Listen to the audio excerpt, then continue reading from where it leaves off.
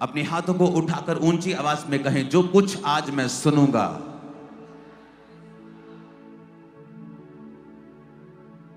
मैं उसे मानूंगा और उसका प्रचार करूंगा। मैं इसे इग्नोर नहीं करूंगा, क्योंकि वो अपने वचन को भेजकर चंगा करता है।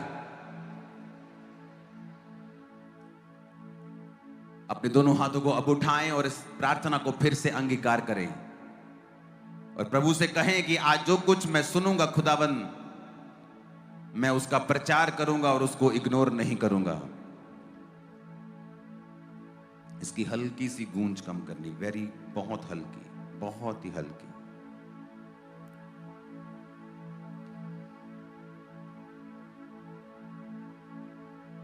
खुदावन तेरे वचन के समय को जो तूने दिया है खुदावन तेरे हाथों में सौंपते हैं। आज ये जिंदगियां सेम न रहें प्रभु यीशु मसीह के सामर्थी नाम में है। आमीन। ऊंचाई आशीष आपकी है विद। स्वागत है आपका परमेश्वर की प्रेजेंस में एक बार फिर से। इसकी गूंज कम करो, तुमने प्रेशर कम कर दिया।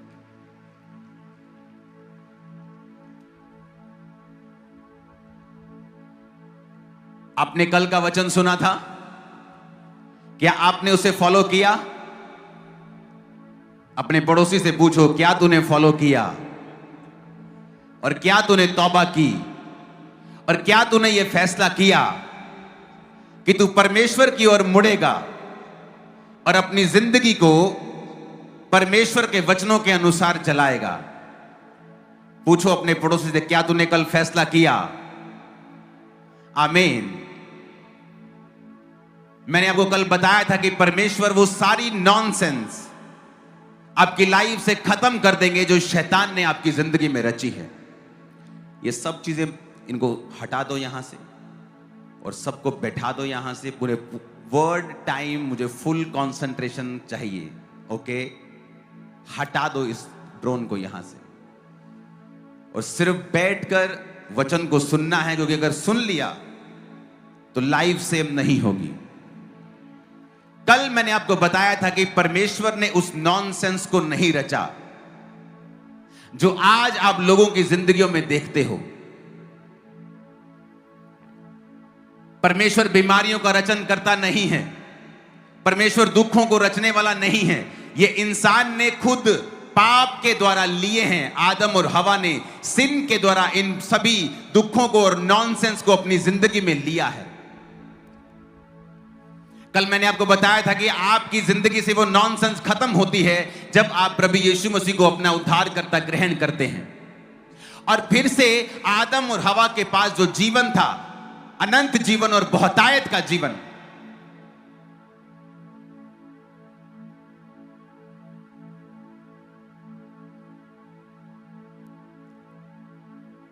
वो पाप रहित जीवन जो परमेश्वर ने उनके लिए बनाया था और वो आनंद में जीवन बिना डिप्रेशन और बिना बीमारियों का,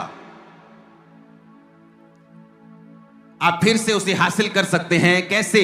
जब आप प्रभु यीशु मसीह में अपने जीवन को फिर से खुदा को सौंप देते हैं और आप कहते हैं कि आप उसी तरीके के अनुसार चलेंगे जैसे आपको चलने के लिए बनाया गया था। प्रभु यीशु मसीह ने भी यही कहा है। उसने कहा, मेरे धर्म और राज्य की खोज कर, दुनिया की सब वस्तुएं तेरे पीछे पड़ के तुझे मिल जाएंगी।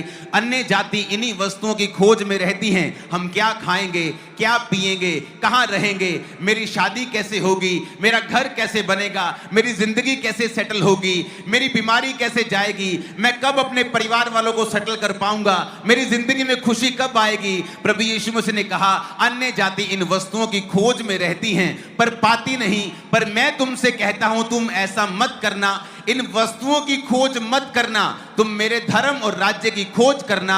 ये वस्तुएं अपने आप तुम्हारे पीछे पड़ के तुम्हें मिलेंगी। और जब आप तौबा करते हैं, अपने मन को बदलते हैं, जो मैंने कल समझाया, तरीके को, सोच को चेंज करते हैं और आप प्रभु यीशु मसीह की ओर मुड़ते हैं और पाप रहित जीवन जीते हैं, उसके बाद परमेश्वर वही जीवन जो आदम और हवा के लिए परफेक्टली बनाया गया था, आपकी लाइफ में वो एंटर होना शुरू होता है। अगर आपने कल का वचन सुना और आपने प्रभु यीशु मसीह को अपना जीवन दे दिया है, तो इस सभा के खत्म होने के बाद आप सब लोग आगे आएंगे। कल अगर बारिश की वजह से आप आगे नहीं आए, क्योंकि जरूरी है ये नेक्स्ट दिन का वचन सुनना जो आज मैं आपको देने वाला हूं। वो पहला स्टेप था जो मैंने कल आपको बताया था, और आज दूसरा स्टेप है जो मैं आपको बताऊंगा कि किस तरह से आप उस जीवन को प्राप्त कर सकते हैं जो परमेश्वर ने आपके लिए ड्रीम लाइफ आपके लिए सोची हुई है। जो आपकी ड्रीम लाइफ है वो कुछ भी नहीं जो परमेश्वर ने आपके लिए सोची हुई है। गिदोन के लिए ड्रीम लाइफ थी कि वो उस अन्न को संभाल रहा था कि इस अन्न को कोई भी शैतान दुश्मन देख ना सके। काश मैं अच्छा खा सकूं, अच्छा पी सकूं। लेकिन जब परमेश्वर का दूत उसके पास आकर कहता है, हे शूरवीर सूरमा, यहोवा तेरे संग है, यानी परमेश्वर तुम्हें एक लीडर, एक अगुवा बनाना चाहता है और पूरे इजराइल को फलिश्तियों के हाथ से तेरे द्वारा छुड़ाना चाहता है, तो ये एक बड़ी लाइफ थी जो उसने सोची भी नहीं थी। आज मैं आपको परमेश्वर की आत्मा के द्वारा प्रोफेसी कर सकता हूं, ऐसी जिंदगी जो आपने सोची भी नहीं है आज आप पाकर जाएंगे अगर आपने इस वचन को सुना। और कल आपने जो वचन सुना था, अगर आप इन वचनों को जानते, सुनते और मानते हैं, तो आप परमेश्वर के द्वारा उस ड्रीम लाइफ को हासिल करेंगे जो परमेश्वर ने आपके लिए सोची हुई है। पहला काम, अपने पड़ोसी को बोलो तौबा करना, सोच को चेंज करना, अलग तरह से सोचना, धर्म के चश्मे से प्रभु यीशु मसीह को नहीं देखना, क्योंकि वो धर्म परिवर्तन करने नहीं, वो जीवन परिवर्तन करने के लिए आए हैं। आमीन। अब जब आप आज फैसला कर चुके हैं कि ठीक है, मैं यीशु मसीह को अपना जीवन देता हूं, मैं यीशु मसीह के अनुसार, उसके वचनों के अनुसार चलूंगा और मैं तौबा करता हूं, उसके बाद क्या? उसके बाद के वचन आज आप सुनेंगे कि आज कल आपने जो तौबा कर ली, अब आज आपकी लाइफ में आपको क्या करना है, अपनी लाइफ के अगले स्टेप्स में आपको क्या करना है, ताकि परमेश्वर आपको उस ड्रीम लाइफ की ओर अंश अंश करके ले चले। क्योंकि वचन कहता है आपका जीवन अंश अंश करके उसी के स्वरूप में बदलता है, यानी परमेश्वर थोड़ा थोड़ा करके फिर आपको उस लाइफ की ओर लेके जाते हैं जो परमेश्वर ने आपके लिए सोच के रखी है। जब उसने इजराइलियों को छुड़ाया मिस्र से, तो वचन कहता है परमेश्वर ने कहा, मैं सारे देशों को तेरे सामने से एकदम से दूर नहीं करूंगा, ऐसा ना हो कि जंगली जंतु आकर तुमको मारने लगे। तो मैं धीरे धीरे करके, अगर तू मेरे वचन के ऊपर चलेगा, मेरी आज्ञाओं को मानेगा, जो मैं कहूंगा वो करेगा, तो मैं धीरे धीरे करके उनको तेरे आगे से दूर करूंगा और वो सब वायदे तेरी जिंदगी में पूरे करूंगा जिस वायदों के साथ मैंने तुम्हें मिस्र से बुलाया है। आज बीदर के लोगों, परमेश्वर के पवित्र लोगों, संतों, मैं आपसे कहना चाहता हूं, परमेश्वर उस परफेक्ट लाइफ को, उस ड्रीम लाइफ को जो उसने आपके लिए सोची है, चाहे आप लाखों में यहां मौजूद हैं, परमेश्वर के लिए आपके पास हर एक के लिए एक मास्टर प्लान है। और अगर आपने वचन को सुना, आप प्रभु के पीछे चले, आज के वचन को फॉलो किया, जल्दी यीशु मसीह के नाम में उस ड्रीम लाइफ में आप एंटर कर जाएंगे जो परमेश्वर ने आपके लिए, आपके बच्चों के लिए और आपकी जनरेशंस के लिए रखी है। आमीन। ऊंचा चाहिए बीदर के लोगों। बाइबल कहती है जिस दिन आप प्रभु यीशु मसीह में आते हैं, आज आपने तौबा की, कल आपने तौबा की और कहा, प्रभु मैं पापों से मन फिराता हूं, अब मैं रिश्तेदारों की तरह नहीं सोचूंगा, मीडिया की तरह नहीं सोचूंगा, धर्म परिवर्तन के बारे में नहीं सोचूंगा, क्योंकि तू मेरा धर्म नहीं, मेरा जीवन बदलने के लिए आया, मुझे वचन मालूम हो गए हैं। अब आगे क्या? जिस दिन आप प्रभु यीशु मसीह को अपना जीवन देते हैं, उसके बाद हमें अगले स्टेप्स उठाने पड़ते हैं।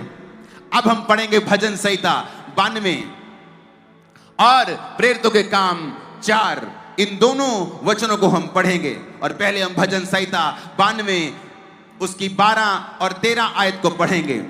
उसमें लिखा है, धर्मी लोग खजूर के समान फूलेंगे, फलेंगे, लबानोन के देवदार के समान बढ़ते ही रहेंगे। वे यहोवा के भवन में रोपे जाकर और हमारे परमेश्वर के आंगनों में फूलेंगे और फलेंगे। मेरे प्रियो, परमेश्वर के पवित्र लोगों, परमेश्वर के प्रिय लोगों, जिनसे परमेश्वर प्यार करता है, मैं आपसे बात कर रहा हूं, ये परमेश्वर की मर्जी है। कहता धर्मी लोग खजूर के समान फलेंगे। खजूर के पेड़ को अगर आप रेगिस्तान में जाएंगे तो बाहरी वातावरण की जरूरत नहीं पड़ती है। वो रेगिस्तान में रहकर भी फल ला सकता है, रेगिस्तान में रहकर भी वो दूसरों को मिठास दे सकता है। परमेश्वर ने कहा धर्मी लोग खजूर के समान फलेंगे। तुम्हारे आसपास मंदी चल रही होगी, तुम्हारे आसपास कोविड चल रहा होगा, तुम्हारे आसपास युद्ध चल रहे होंगे, पर फिर भी तुम फलोगे और फूलोगे और फल लेके आओगे, परमेश्वर कहता है। इसलिए मैं कहता हूं हमारा जीवन बाहरी राज्य के ऊपर निर्भर नहीं करता। एक मसीही जीवन इस बात पर निर्भर नहीं करता कि इकोनॉमी का हाल क्या है, उसके मोहल्ले में क्या हो रहा है, देश में क्या हो रहा है। परमेश्वर उसे उस खजूर के समान जो उस रेगिस्तान में भी फल लाता है, रेगिस्तान में भी हरा रहता है, सूखता नहीं है, परमेश्वर कहता धर्मी लोग खजूर के समान फलेंगे और फूलेंगे। उसने दूसरा पेड़ का नाम क्यों नहीं लिया, खजूर का नाम क्यों लिया? अगर आप रेगिस्तान में जाएंगे, मैं दुबई में जब जाता हूं, मिडिल ईस्ट कंट्रीज में जाता हूं, वहां धूप होती है, हर चीज सड़ जाती है, रेत ही रेत होती है, पर आप देखो रेत के बीच में कहीं खजूर का पेड़ लगा है, वो फल भी दे रहा है, उसके पत्ते भी हरे हैं। इसलिए परमेश्वर ने खजूर के पेड़ का नाम आप लोगों के लिए लिया। ये कोई मायने नहीं करता तुम्हारे आसपास क्या हो रहा है, तुम्हारे फाइनेंस, तुम्हारी लाइफ में, तुम्हारे देश में, इकोनॉमी में, दुनिया में युद्ध चल रहे हैं, कोई मतलब नहीं। परमेश्वर कहता मुझे अगर मैं तेरे साथ हूं और तू मेरी निगाह में धर्मी है तो तू खजूर के समान फलेगा और फूलेगा और देवदार के समान बढ़ता जाएगा। यह परमेश्वर की मर्जी है आप लोगों के लिए। आप जानते हैं परमेश्वर जब नाम लेता है पेड़ों के तो उसके पीछे एक बड़ी स्टोरी होती है। वचन कहता है यीशु मसीह ने कहा तुम लोग अंगूरों की, मैं बेल हूं, तुम लोग मेरी डालियां हो, मेरा पिता किसान है। उसने क्यों कहा वो अंगूरों की बेल है? उसने क्यों नहीं कहा वो सेब का पेड़ है? क्या सेब का पेड़ अच्छा नहीं है? क्यों नहीं कहा उसने कि वो आम का पेड़ है? कितने अच्छे अच्छे आम आ रहे हैं आपके, मैं खा रहा हूं यहाँ पे, बड़े टेस्टी हैं। लेकिन उसने कहा तुम सेब का पेड़ नहीं हो, तुम आम का पेड़ नहीं हो, तुम तो अंगूरों की बेल हो। क्योंकि आप देखते हैं अंगूरों के रस लाखों रुपए में बिक जाते हैं, हाँ, लेकिन आप अंगूरों की बेल की एक और बात देखते हो, जब वो सूख जाती है उससे कोई फर्नीचर नहीं बनता है, कोई बेड नहीं बनता, कोई सोफा नहीं बनता, कोई छड़ियां नहीं बनती। वचन कहता है जब अंगूरों की बेल सूख जाती है तो लोग उसे बटोर कर आग में जला देते हैं। तो परमेश्वर कहता है तुम अंगूरों की बेल हो, अगर तो तुम मेरे साथ जुड़े रहोगे तो बहुत फल लाओगे और दूसरों से अधिक कीमती होगे, दूसरों से अधिक तुम शोभायमान होंगे।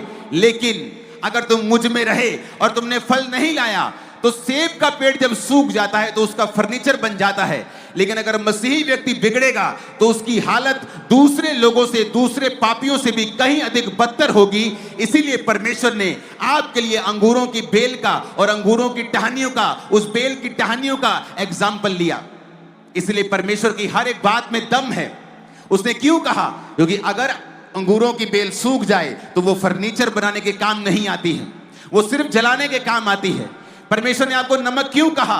तुम पृथ्वी का नमक हो।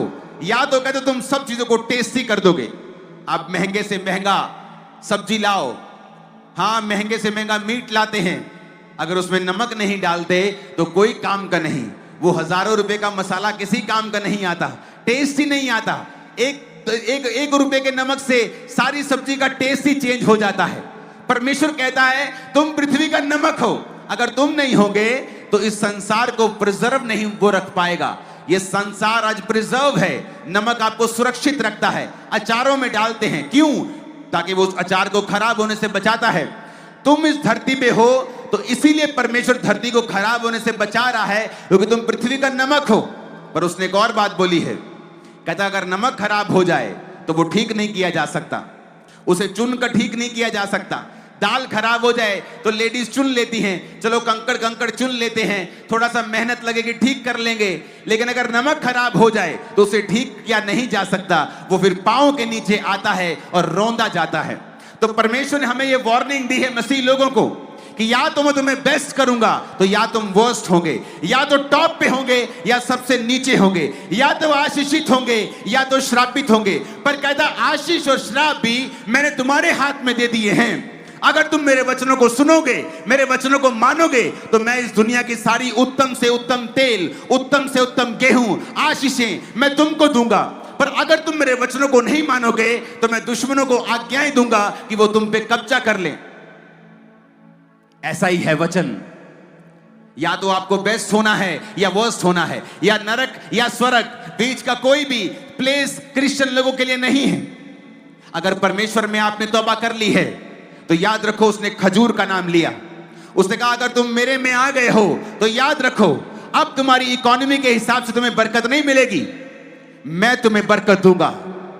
मेरे पास ऐसी टेस्टिमनीज हैं, कोविड के दिनों में जब दुनिया के 70-80% बिजनेस इफेक्ट हुए, बहुत से बिजनेसेस बंद हो गए, आज तक बंद हैं। मेरे पास चर्च में गवाहियां हैं जो कोविड के टाइम में बिजनेस शुरू हुए और परमेश्वर ने लाखों करोड़ों तक पहुंचाए कोविड के टाइम से, विश्वासियों के बिजनेस।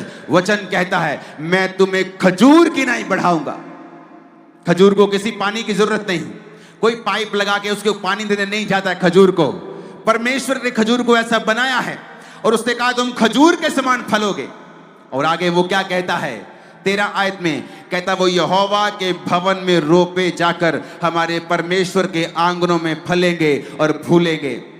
जब आप तौबा कर लेते हैं, मोस्टली लोग ये गलती करते हैं, ज्यादा पढ़े लिखे लोग ये गलती ज्यादा करते हैं, ज्यादा अमीर और ज्यादा गलती करते हैं। वो ये सोच लेते हैं हम परमेश्वर को मानते हैं लेकिन हमें किसी भी लोकल चर्च का हिस्सा बनने की जरूरत नहीं है। हम इंटरनेट पे अच्छे पास्टर का वचन सुन लेंगे, हम अंकुर नूरुल्लाह मिनिस्ट्री का वचन सुन लेंगे, लेकिन हमें चर्च जाने की जरूरत नहीं है। लेकिन वचन कहता है तुम परमेश्वर के भवन में रोपे जाओगे। तुम परमेश्वर के भवन में रोपे जाकर, those that be planted in the house of the Lord shall flourish in the courts of our God। यहोवा के भवन में पहले तुम रोपे जाओगे। जैसे धान रोपते हैं ना, आप बहनें धान लगाती हैं तो रोपते हैं धान को ऐसे, कहता तुम यहोवा के भवन में रोपे जाओगे। अगर तुम विश्वासी हो, अच्छे विश्वासी हो, कम विश्वासी हो, हर एक विश्वासी लोकल चर्च के साथ जुड़ा हुआ होना चाहिए, नहीं तो वो फलवंत नहीं हो सकता है। परमेश्वर उसकी जिंदगी में वो कार्य नहीं कर सकता जिसके लिए परमेश्वर ने उसे बुलाया है। वचन कहता है बड़े बड़े प्रेरित, बरनबास एक बड़ा प्रेरित था, परमेश्वर के दास पौलुस के साथ परमेश्वर ने बड़ा उसे इस्तेमाल किया। लेकिन अगर आप उसकी स्टोरी पढ़ें तो वो एक बोने वाला विश्वासी था जो आरंभिक कलीसिया में था और उसने अपनी सारी प्रॉपर्टी को परमेश्वर के प्रेरितों के पांव में रख दिया था। यानी वो बोने वाला व्यक्ति था। उसने इसीलिए बोया क्योंकि वो उस कलीसिया की जरूरतों को जानता था। वो इसीलिए जानता था क्योंकि वो वहां जाता था, वो वहां उस कलीसिया का हिस्सा था। तो जब वो उस कलीसिया का हिस्सा था, परमेश्वर ने उसके दिल में बोझ डाला। आप सब बोने वाले उस दौर में नहीं जा सकते हैं कि परमेश्वर आप सबको कह रहा अपने घरों को बेच दो। अलग अलग बुलाहट है, कोई गरीब है वो इतना नहीं बो सकता है, लेकिन हर एक व्यक्ति परमेश्वर के भवन में रोपा हुआ होना चाहिए। अगर आप परमेश्वर की मर्जी को पूरा होते हुए देखना चाहते हैं। वहां और भी लोग थे चर्च में, कहते चर्च में जी हमारे विधवाओं को कोई ध्यान नहीं रखा जाता। प्रेरित कहते हमसे तो नहीं होगा कि हम खाना बनाने में लग जाएं, हम तो वचन और प्रार्थना की सेवकाई में लगे रहेंगे। ये 7 लोग चुन लो। कहां से चुने गए? उसी कलीसिया से 7 लोग चुने गए, बाहर से थोड़ी चुने गए, कलीसिया के बाहर से थोड़ी चुने गए। उन्हीं 7 लोगों में फिलिप्पुस था, स्तिफनुस था, वो स्टीफन जिसने परमेश्वर को शरेआम देखा, स्वर्ग को खुलता हुआ देखा, वो उन्हीं 7 में से था। आप कलीसिया में नहीं हैं क्योंकि कोई बात हो गई। आपके परिवार में लाखों बातें होती हैं रोज। आपका हस्बैंड आपको गाली निकालता है कई बार, आपका बच्चा आपसे मिसबिहेव करता है, आप घर तो नहीं छोड़ती हैं, फिर चर्च कैसे छूट जाता है? कोई वॉलंटियर ने कुछ कह दिया, आपके घर में भी बहुत बातें होती हैं, आपकी सास कह देती है, आपकी बहू कह देती है, आप तो घर नहीं छोड़ते, फिर चर्च कैसे छोड़ दिया? क्योंकि अगर आप सच में चर्च को अपना आत्मिक घर मानते हैं, हाउस ऑफ द लॉर्ड मानते हैं, खुदा का घर मानते हैं, फिर आप चर्च मिस नहीं कर सकते हैं। कोई इशू है तो आप सॉल्व करेंगे, अपने पास्टर से बात करेंगे। लेकिन बाइबल कहती है तुम परमेश्वर के भवन में रोपे जाओगे और परमेश्वर के आंगनों में फलोगे। अगर आप परमेश्वर के भवन में रोपे नहीं गए हैं तो जाइए और अपने आप को रोपिए।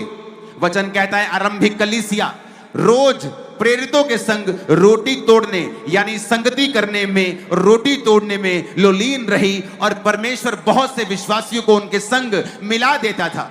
कोई भी अपनी संपत्ति अपनी नहीं कहता था, बल्कि सब लोग अपनी अपनी प्रॉपर्टी बेचकर एक दूसरे लोगों का इंतजाम करते थे। किसी का कर्जा उतरता था, किसी के घर की शादी होती थी, तो कलीसिया के पैसों से सारे काम सुसमाचार के होते थे। इसीलिए वो कलीसिया आशीषित थी। उन कलीसियाओं से प्रेरित निकलते थे। उन कलीसियाओं में चंगाई करना आसान था। उस कलीसिया में शैतान का प्रभाव नहीं था, क्योंकि वो कलीसिया परमेश्वर के भवन में रोपी गई थी। अगर आपने तौबा कर ली है, आप चाहते हैं नॉनसेंस दूर हो जाए, आपने परमेश्वर को अपना जीवन दे दिया है, तो अब आपको चर्च ढूंढनी है। वो चर्च जहां पर बाइबल बेस्ड आपको शिक्षाएं दी जाएं, जहां पे चंगाई का विरोध ना किया जाए, चाहे वो चर्च चंगाई करे चाहे ना करे, जहां पे दूसरे पास्टर्स का, दूसरी डिनोमिनेशन का, कैथोलिक्स का, सीएनआई का, पेंटिकोस्टल्स का विरोध ना हो। कोई भी विरोध जहां पे ना हो, जहां प्रेम की बात हो, फिर आपको वो चर्च को ज्वाइन करना है और उसके बाद सेवा करनी है। छोटी से छोटी सेवा, बड़ी से बड़ी सेवा, और आपको परमेश्वर के भवन में लगाए जाकर, रोपे जाकर वहां काम करना है, क्योंकि परमेश्वर उसी के जरिए आपको आशीषित करेगा। वचन कहता है, सारी बाइबल सारे लोगों के लिए नहीं है, मैं आपको बता सकता हूं। बाइबल कहती है, पौलुस कहता, अब मेरा परमेश्वर तुम्हारी हर घटी को महिमा सहित मसीह यीशु में पूरा करेगा। किस कलीसिया को बोला? सारे क्रिश्चियंस को बोला? नहीं। अगर आप बाइबल को डीपली स्टडी करेंगे तो यह वचन सारे क्रिश्चियन लोगों के लिए नहीं बोला गया। यह वचन उस कलीसिया के लिए बोला गया था जो कलीसिया पौलुस की आर्थिक सहायता कर रही थी। पौलुस कहता, मुझे पैसा नहीं चाहिए, आपका पैसा मुझे नहीं चाहिए, आपका पैसा यहीं खर्च हो जाएगा आज के क्रूसेड पे ही। पौलुस कहता, मुझे तुम्हारा पैसा नहीं चाहिए, तुम जो पैसा दे रहे हो उससे सुसमाचार के काम हो रहे हैं। अब कहता है, तुमने जो सुसमाचार के कामों में मेरी सहायता की है, अब मेरा परमेश्वर तुम्हारी हर घटी को इज्जत के साथ पूरा करेगा। सबके लिए नहीं था, उस खास kind of people, some group, खास ग्रुप के लिए था जो परमेश्वर के काम के लिए आगे आए थे। उनके लिए वो आशीष पौलुस के मुंह से रिलीज हुई थी, सबके लिए नहीं थी। वो लोग जो कभी टाइट नहीं देते, खुदा के भवन में नहीं जाते, प्रार्थना में नहीं है, पवित्रताई में नहीं है, वो बोलते, परमेश्वर तूने कहा है तू हर घटी को पूरा करेगा। अरे तुझे थोड़ी कहा है, तुझे थोड़ी कहा है, वो तुझे नहीं कहा परमेश्वर ने। बाइबल पढ़, किसको कहा है, किस कलीसिया को कहा है, क्यों कहा है, कब कहा है, कैसे कहा है, ये भी पढ़ साथ में। अगर तू उसको लेना चाहता है तो वैसा ही बन जा। मेरे पास सब लोग बोने वाले नहीं हैं, लेकिन कुछ प्रार्थना करने वाले लोग हैं, पवित्रताई में रहकर प्रार्थना करने वाले लोग हैं, चर्च में सेवा करने वाले लोग हैं। इसलिए बाइबल कहती है, जब परमेश्वर के भवन में रोपे जाओगे, फिर उसके आंगनों में फलोगे और फूलोगे। अपने पड़ोसी को ऊंची आवाज में बोलो ताकि तुम्हारा पड़ोसी मिस ना कर जाए। बोलो, चर्च जाना है। नहीं, आवाज नहीं आई मेरे को, आई नहीं, अभी नहीं आई मेरे को आवाज। हिलाओ पड़ोसी को, बोलो चर्च जाना है, मिस नहीं करना है। आमीन, आमीन। तो पहला काम है चर्च जाना है, एक बाइबल बेस्ड चर्च ढूंढना है, जीवित चर्च ढूंढना है, और उस चर्च को अटेंड करना है और वहां पर सेवा करनी है, परमेश्वर के कामों को वहां पे करना है। अपने पास्टर के लिए सिरदर्दी नहीं बनना, नहीं तो खुदा से भी तुम सिरदर्दी हासिल करोगे। अपने पास्टर के लिए सिरदर्द की गोली बनना है। आमीन। बोझ को उठाना है ताकि परमेश्वर तुम्हारे बोझ को उठाए। लोगों को यह सीक्रेट मालूम नहीं है, वो अपनी चर्च के लिए उन्नति का कारण नहीं है, वो अपनी चर्च के लिए लड़ाई झगड़े का कारण है, अपने पास्टर के लिए सिरदर्द का कारण है। वो भूल जाते हैं आपके पास्टर को, आपको परमेश्वर ने एक मकसद के लिए इकट्ठा किया है। वो मकसद है खुदाबंद के नाम की महिमा करना, इकट्ठे होकर परमेश्वर के नाम की स्तुति करना और मैसेज को दूसरे लोगों तक लेके जाना। जब मेरी कलीसिया बड़ी हो रही थी, मैं 500 से 10,000, 20,000, 25,000 जा रहा था, तो मेरी कलीसिया ने मेरा बहुत साथ दिया। मैं बोलता हूँ मेरी कलीसिया दुनिया की सबसे बेस्ट कलीसिया है। उन्होंने कभी मुझे प्रेशराइज नहीं किया, आप मेरे घर में नहीं अब आते, अब आप ज्यादा बढ़ गए हैं, हमारे घर में अब विजिट नहीं करते। उनको मालूम था हमारा पास्टर एक बड़ा काम कर रहा है, वो सुसमाचार लेके जा रहा है, स्टेट्स में, देशों में, अलग अलग जगहों के ऊपर वो जा रहा है। हमें उसका साथ देना है, हमें उसे प्रेशराइज नहीं करना है, हमें उसे ताने नहीं देने हैं, हमें उसका साथ देना है, क्योंकि हमारा दर्शन बड़ा है। तो क्या हुआ? मेरी कलीसिया आशीषित होने लगी, परमेश्वर उसको जल्दी चंगा करने लगे, उसको छुड़ाने लगे, फाइनेंशियली ब्लेस करने लगे, और जल्दी जल्दी जल्दी हम बड़े होने लगे। आज हम भारत की सबसे बड़ी कलीसिया बन गए। इसी रीति के साथ उन्होंने उस दर्शन को सपोर्ट किया, विरोध नहीं किया, सपोर्ट किया। अपने पड़ोसी को बोलो सपोर्ट करना है। आमीन। दूसरा पॉइंट आप लिखेंगे। पहला पॉइंट है आपको चर्च में जाना है, वहां रोप पे जाना है, विजिटर नहीं बनना चर्च में, वहां रोप पे जाकर रोप पे जाना, लगाए जाना, ऐसे घुस जाना है, नहीं तो तुम कहता फ्लोरिश नहीं हो सकते। खुदा के आंगनों में फिर तुम फल फूल नहीं सकते हो जब तक तुम रोपे नहीं जाओगे वहां पे। सेकंड काम जो आपने करना है,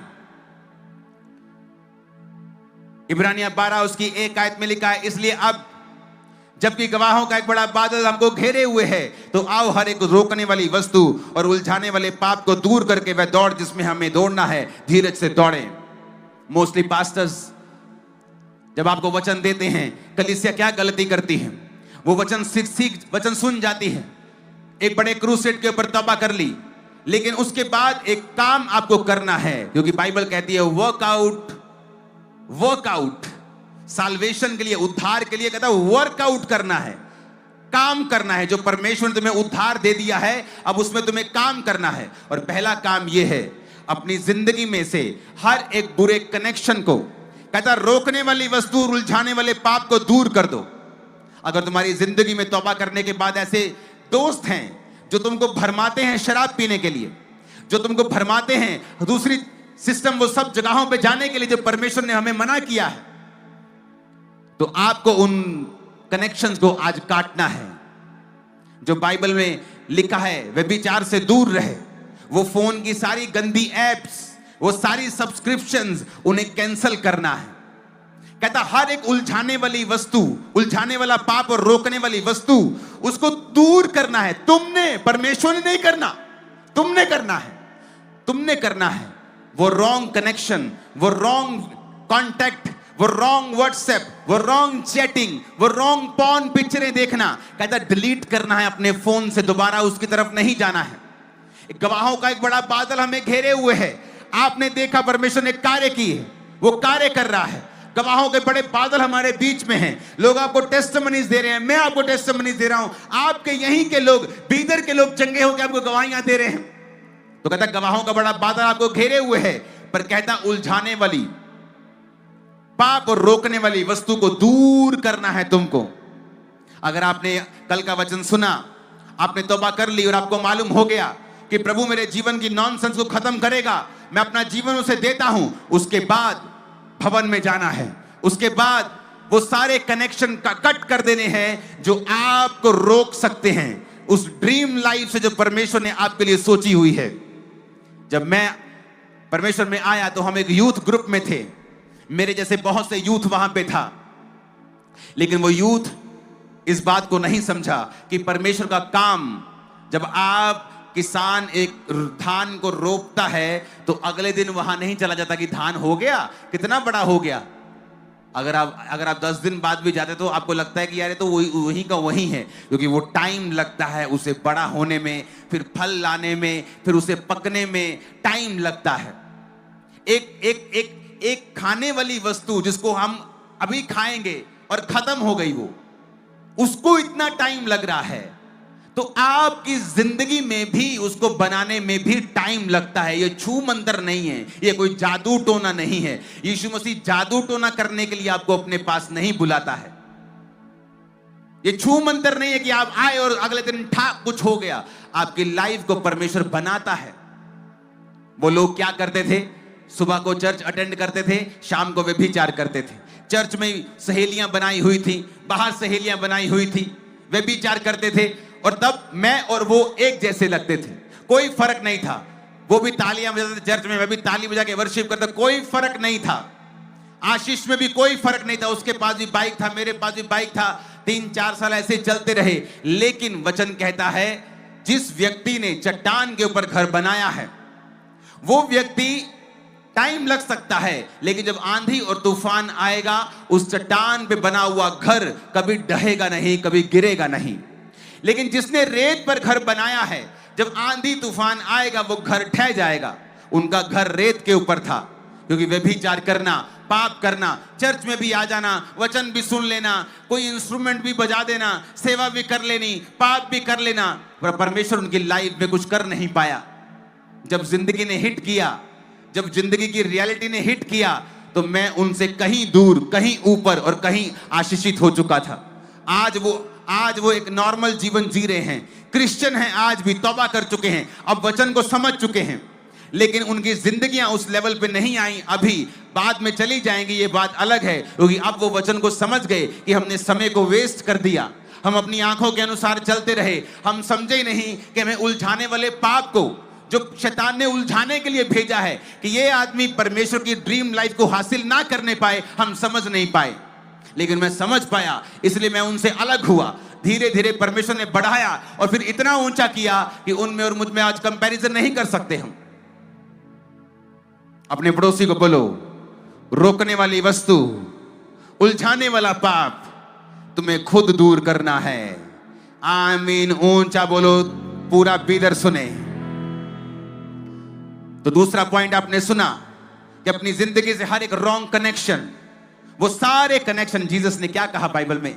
उसने कहा अगर तेरी आंख तुझे ठोकर दे, आंख कहता अगर एक आंख तुझे ठोकर दे, कहता निकाल कर फेंक दे और काना होके मेरे राज में प्रवेश कर जा।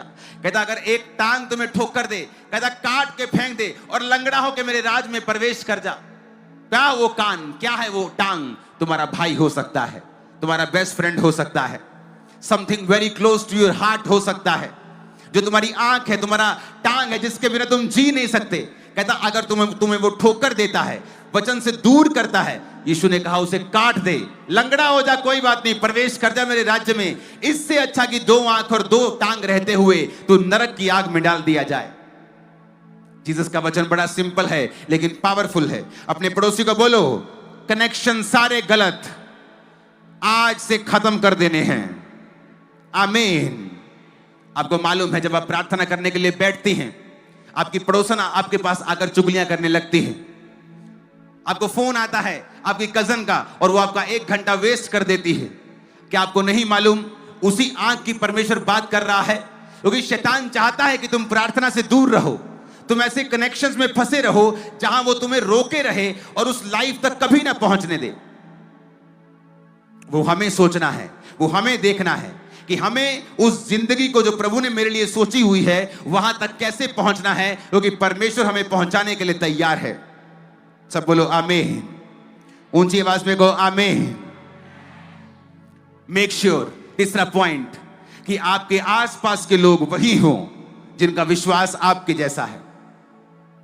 हम सबसे प्यार कर सकते हैं, अपने दुश्मनों से भी प्यार कर सकते हैं, सब उन लोगों से प्यार कर सकते हैं जो हमारे दुश्मन हैं, पर कहता संगति उन लोगों के संग करनी है जिनका विश्वास तेरे जैसा है।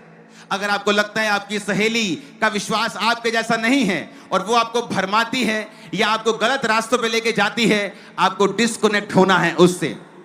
वचन कहता है जैसी तेरी संगति होगी वैसा ही तेरा चरित्र बन जाएगा। आप इतने मजबूत मत बने कि शैतान के सामने जाएं और कहें कोई बात नहीं, मैं बड़ा स्ट्रांग हूं। आप रोज शराबियों के बीच में बैठें और कहें नहीं नहीं मैं बड़ा स्ट्रांग हूं जी, मैं नहीं पीता। 6 महीने में आप पीने लगेंगे। यीशु ने कभी नहीं कहा, उसने कहा शैतान तेरे पास आएगा तो मैं तुझे बचाऊंगा। यूसुफ, जब उसकी बॉस की बीवी ने उसके साथ उसे गलत काम करने के लिए कहा, यूसुफ ने बैठकर समझाया नहीं उसको, लिखा वो भागा, उधर से भागा। कहता व्यभिचार से भागो, काउंसलिंग करने की जरूरत नहीं है उसको, जो तो तुम्हारे पर बुरी आंख रख रहा है। कि मैं चर्च में अपनी सहेली को लेके आया हूं जी, इसको परमेश्वर छू ले। अरे तो दूसरों को बचा, छू लेगा खुदा, इसको नहीं भी छुएगा कोई बात नहीं। हजारों बाहर मरे हुए लोग बैठे हैं, छुएगा उसको, लेके आ उनको। उनको लेके आ बाहर। ये क्या कर रहा था चर्च के बाद? मैं उसको छोड़ने के लिए जा रहा था उसके घर। किसको? ये जवान सिस्टर को। तेरे को बूढ़ी नजर नहीं आई चर्च में कोई बहन? इसको तू छोड़ने के लिए जा रहा था घर में? तेरे को ये जवान नजर आई छोड़ने के लिए घर में? तेरे को हजारों लोग नजर नहीं आए तेरी उम्र से दुगने बड़े? क्योंकि हम खुद चाहते हैं कि शैतान हमारी जिंदगी में काम करे, फिर हम रोएं और प्रभु को कहें तूने ऐसा क्यों होने दिया?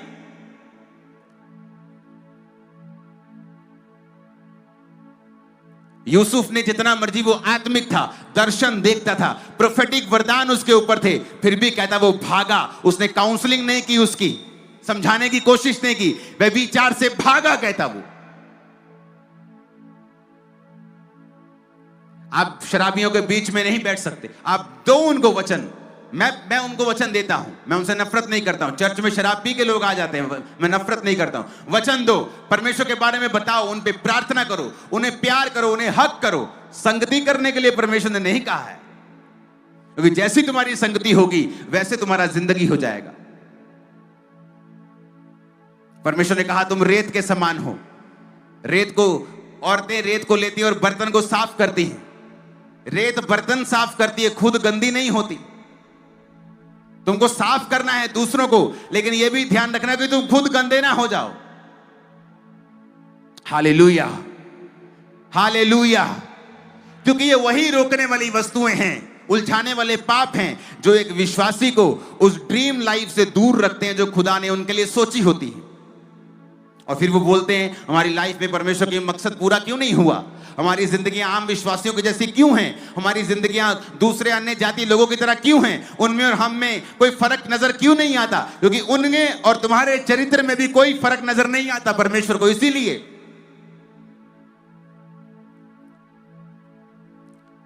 प्रकाशित वाक्य 12 उसकी 11 आयत में लिखा है। तीसरा पॉइंट, अपने पड़ोसी को जोर से बोलो, बोलो गवाही देनी है। नहीं, आवाज नहीं आई मेरे को आवाज नहीं आई। बोलो अपने पड़ोसी को, 7 अलग अलग पड़ोसी को, 3 अलग अलग पड़ोसी को बोलो गवाही देनी है।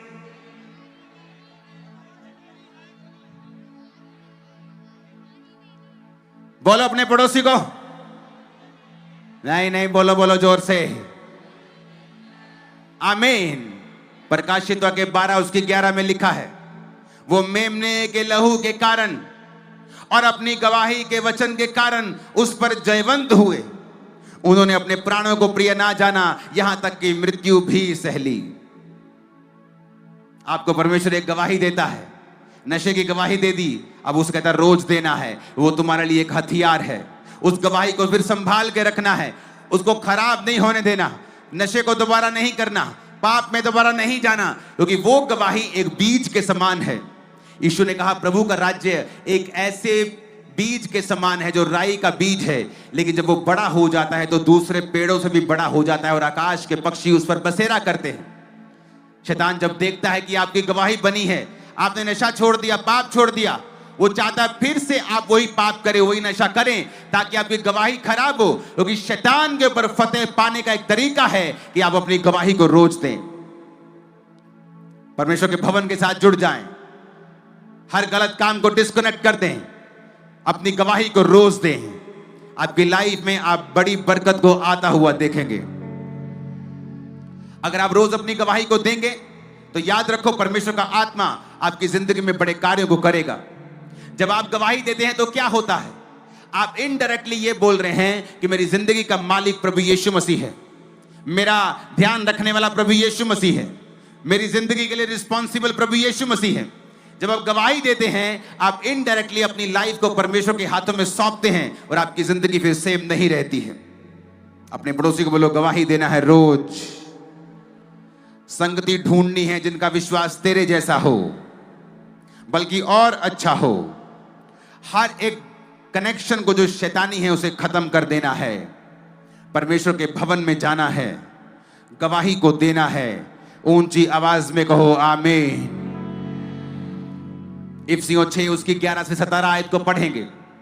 एक वेरी इंपॉर्टेंट पार्ट, उसके बाद मैं फिर आपके लिए प्रार्थना करूंगा।